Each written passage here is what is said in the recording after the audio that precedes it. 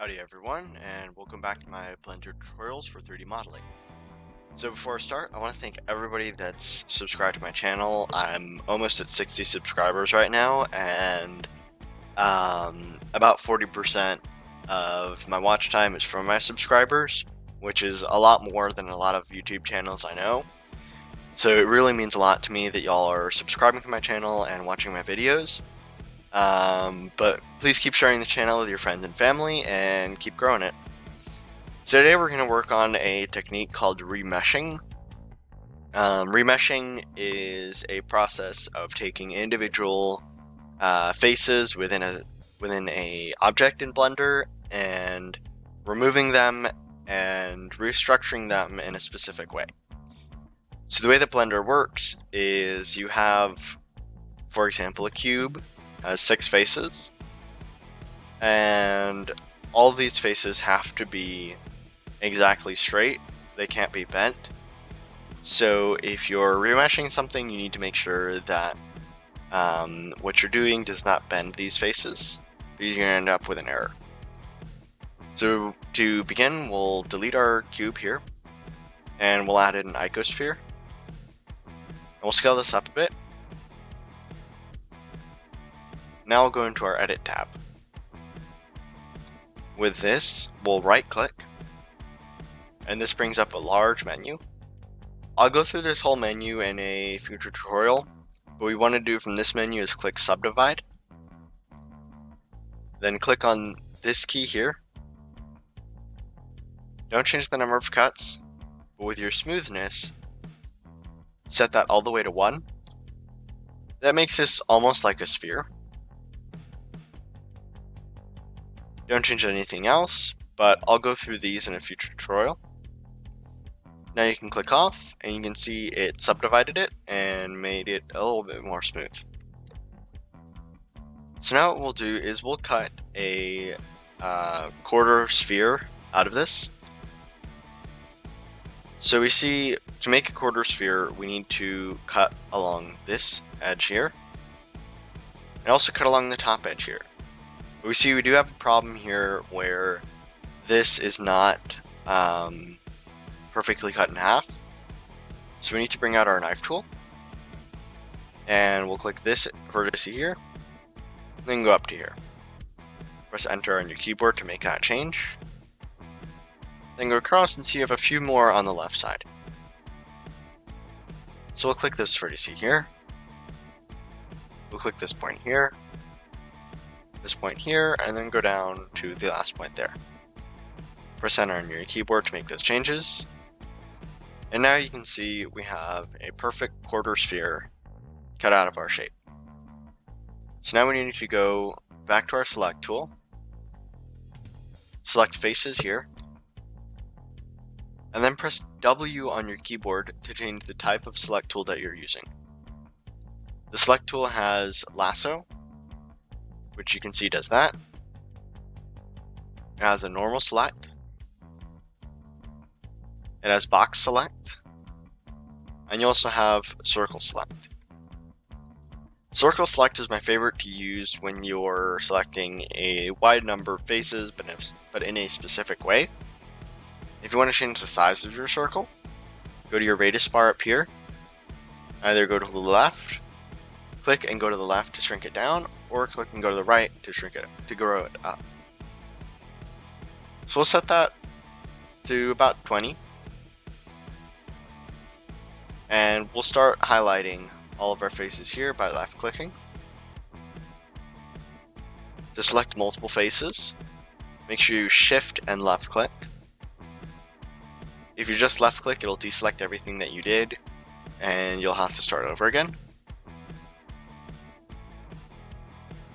If you realize you selected too much, just press Control and left click, and it'll deselect those faces without deselecting the faces that you've already selected. So we'll continue on, shift and left click.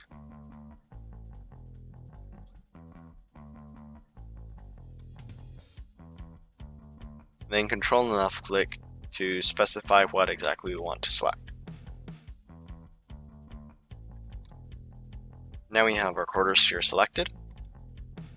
We'll press W until that's exactly back to our normal select tool. We'll press X on our keyboard, and this brings up the delete dialog. Go down to faces here, and again I'll go over this in a future tutorial, but select faces here, and you can see it cuts out our quarter sphere. However, you can see we have a hollow shape that's only infinitely thin, so we need to make some edges so we can remesh this. To begin, we'll go back to our vertices,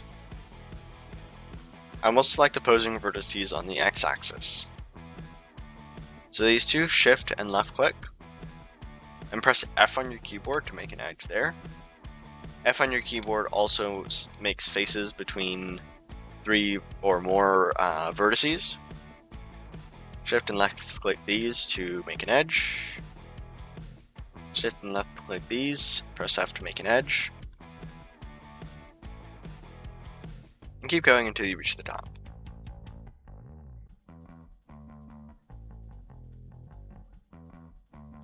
Don't worry that this is slightly lopsided. Since this is an icosphere, most of it is hard to keep exactly uniform. But in the end result, this won't matter since the icosphere isn't necessarily proportional to an exact axis, and any changes you make, even though they're specific to the x-axis, won't come out specifically wrong in the end result. So now we need to do that about 90 degrees. So we'll select these two vertices, we'll make a face there, these two and make a face there, these two and make a face there, and the last two and make a face there.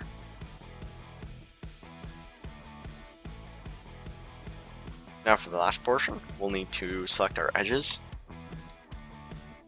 I will need to go down from the first edge that we subdivide.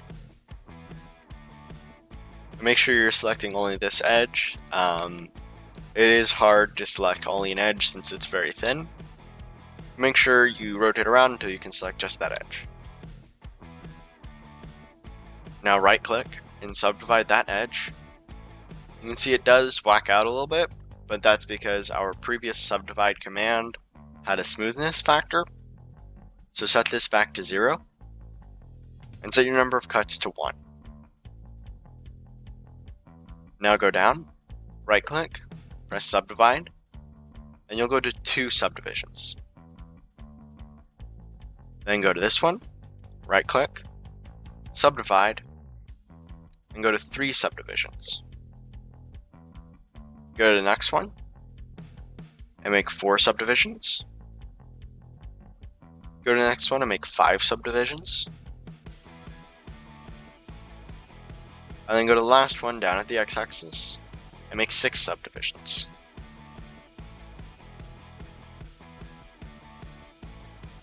Now we'll make our faces for our vertical edge. The way we'll do that is we'll click here, we'll press F,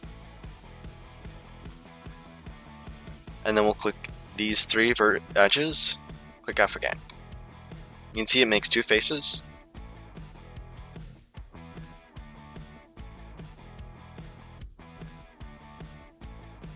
Now let's select these 2 edges, make a face, these 2 edges and make a face. Make opposite triangles as you go because this creates a much stronger remeshing. At the end, you'll always select 3 edges. And as you can see, this is a fairly repetitive pattern.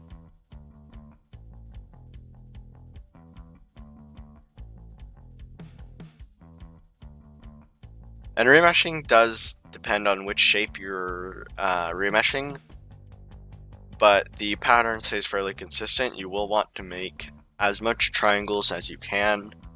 You will want to make them as regular as you can, and not make them like right triangles like we have up here.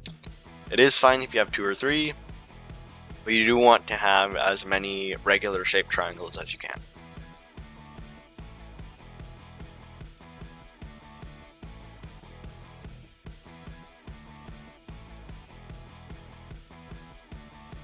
And since we did one more subdivision per layer, this does give us fairly same size triangles. So when we go to do further editing, or sculpting even, this will be fairly easy to subdivide further and make the shape smaller without causing too much distortion to our shape.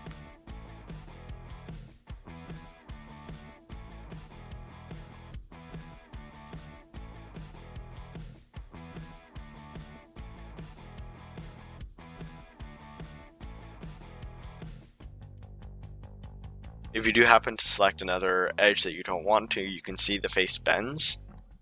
If you want to undo that, just press Ctrl Z on your keyboard to undo that, and then select the right edges.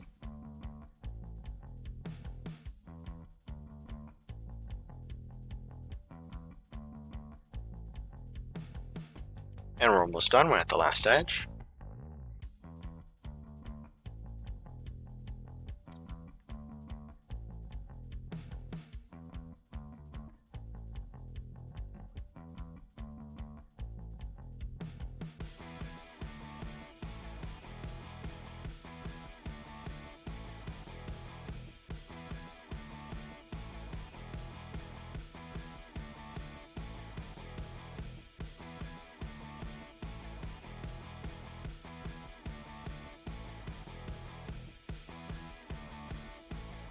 And there you go. That's the vertical face done.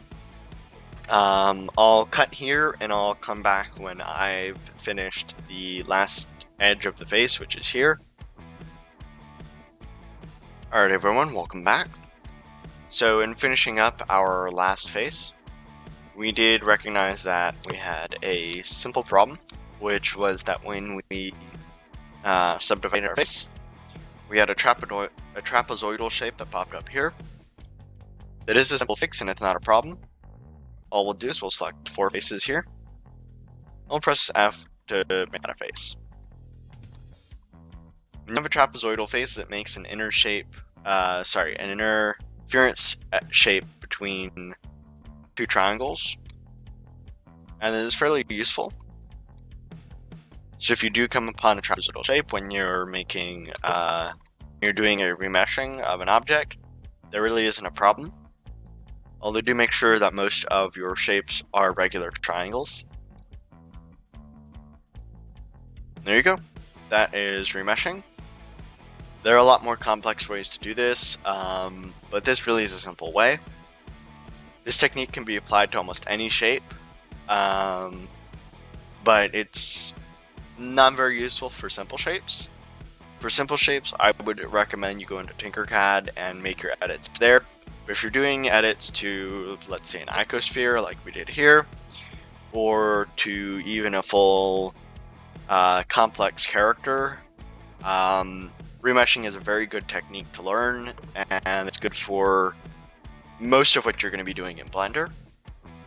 But that's it for today. So thank y'all for watching. Again, it really means a lot that my videos are getting watched. But please continue to share my channel with your friends and family, and let's keep that subscriber count going, and let's keep those watch hours up.